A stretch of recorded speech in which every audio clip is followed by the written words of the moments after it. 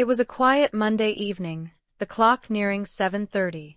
I had been deeply absorbed in a demanding project in my home office, with unfinished tasks still weighing on me. Deciding to call it a night, I wandered into the softly lit kitchen, grabbed a chilled bottle of my favorite Indian pale ale from the fridge, and took a sip. My eyes drifted toward the window, and there she was, Joy, lounging on the outdoor sofa near the fire pit and pool. She sat with her legs curled beneath her, chatting animatedly on her phone. I thought about stepping outside to join her, but then I noticed a familiar habit. She was twisting a strand of her blonde hair around her fingers. It was a small, unconscious gesture I had come to know intimately over nearly 30 years together. This subtle quirk, far from flirtatious, always felt like a soulful habit, a reminder of the countless late-night calls during my business trips. I would picture her exactly like this, absent-mindedly twirling her hair, even though hundreds of miles separated us. That simple image used to comfort me and fill the emptiness of those lonely nights. Through the window, I watched her radiant smile and heard her light laughter, her presence brightening the cool evening air. Though I couldn't see the sparkle in her eyes from where I stood, I was sure it was there. Yet, as I observed her, admiration slowly gave way to unease. She seemed far too engaged, too lively, like she was speaking to someone who meant much more to her than just a casual friend. For 45 agonizing minutes, I remained frozen, watching her share an intimacy that felt too personal to exclude me. When she finally ended the call, the dreamy smile lingering on her face twisted sharply in my chest like a knife. Feeling hollow, I retreated to the family room and flipped on the TV, pretending to care about the local baseball game. A little while later, Joy came in and asked, "How long have you been done with work?" "A while," I replied flatly. "Why didn't you come outside?" she pressed. "You were on the phone." "I didn't want to interrupt," I said casually. "Oh, for heaven's sake, that was just Steve. We were talking about the Phillips account," she explained dismissively. I nodded and turned back to the game, but I felt her eyes on me, searching for something beneath the surface. She left the room briefly, then returned with a glass of wine and settled beside me on the couch. "What's the score?" she asked. "Not sure," I admitted. She chuckled softly. "Do you even know who the Sox are playing?" "The Blue Jays," I answered absently. We sat quietly through half an inning until a commercial break prompted her to speak again. "Let's have the kids over for a barbecue on Saturday," she suggested. "Sure," I replied curtly. She tried to start a conversation, but my short, indifferent answers seemed to deflate her. Eventually, she asked, "Chris, what's wrong?" "Nothing," I lied. "You're not yourself tonight. Do you want to talk about it?" she asked gently. "No," I said firmly. Silence stretched into the next inning. Then, as if to break the tension, she stood and removed her blue V-neck shirt with practiced ease. Smiling playfully, she said, "How about turning off the TV and coming upstairs? I'm sure I can help you relax." "Not tonight, Joy. I'm not in the mood," I replied flatly. Her grin grew wider as she reached for me. "Come on, big boy. Mama needs you," she teased. I met her gaze and said coldly, "What part of not in the mood don't you understand?" Her face fell. "What's your problem?" "I was just trying to be nice," she said defensively. "Joy, you turn me down at least twice a week. The one time I say no, you act like a child. Grow up and leave me alone," I shot back sharply. She glared at me, her expression hard enough to cut steel, before storming out of the room. For the first time in our marriage, I found myself sleeping in the guest room. Well, really lying awake, staring at the ceiling and plotting my next move. By 3 a.m., I knew there was no point staying in bed. I showered quietly in the kids' old bathroom, then slipped into the master bedroom to gather my clothes without waking her. Before leaving for work, I installed tracking apps on both her personal and work phones, syncing them to my devices. Despite arriving at the office with a pounding headache and way too much caffeine in my system, I managed to push through and finalize a crucial presentation. It was vital to be ready for my 2-day trip starting early the next morning. Tuesday evening was cold at best. We barely exchanged words, and any semblance of intimacy was completely absent. By Wednesday morning, I was already heading to the airport for a 7:20 a.m. flight. The day went smoothly. I made solid progress with the client and felt hopeful about sealing the deal. Yet, every few hours, I found myself checking Joy's location. She was either at home or at work, but an uneasy feeling of suspicion gnawed at me.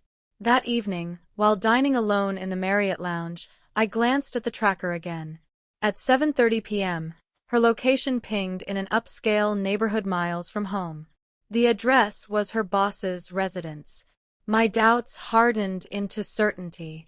The following months were fraught with tension but passed quickly.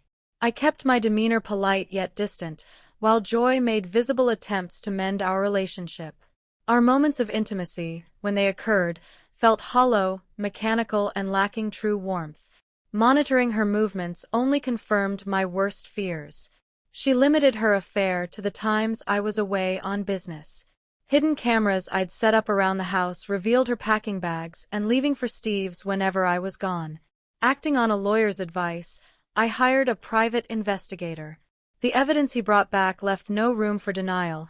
Joy and Steve were caught in intimate acts in his backyard, recklessly exposed despite their attempts at secrecy. The photos were undeniable. Armed with this proof, I began preparing for the inevitable. On Thursday evening, I made the hardest phone calls of my life, to our 3 grown children. As I told them of my decision to divorce their mother, I broke down each time. When they asked for details, I said, "Do you want me to show you the evidence?" None of them responded. By Friday morning, everything was set in motion. Nearly 30 years of marriage were coming to an undeniable, heartbreaking end. Thankfully, no one else answered when I called, until Joy picked up on the 4th ring. "Hey, sweetheart. What a nice surprise. How are your meetings going?" Her voice was warm and inviting. "Hey, love. The usual grind. You know how it goes. How's work?" I asked. "I'm just glad it's Friday. I've been counting down till you come home. It's been such a lonely week, and I'm really hoping we can make up for it this weekend," she said, her voice playful but evasive about work. I noticed her vague tone. Over the past few months, I'd learned to recognize Joy's habit of dodging certain details. "So, what made you call me out of the blue?" she asked. "I have a question for you," I began carefully. "It might sound strange, but I want an honest answer. This must be serious. You hardly ever call like this." "What is it?" she said, intrigued. "Do you like my smile?" I asked. "Your smile? What kind of question is that?" "Of course, I love your smile," she answered, a little puzzled. "You've said that many times before," I reminded her. "It was actually the first thing you ever said to me. Remember that night at the frat party? You came straight over, leaving your friends behind, and said, 'You've got a great smile.'" Her tone shifted, tension creeping in. "Chris, what's happening? You're starting to worry me." I tried to keep my voice steady.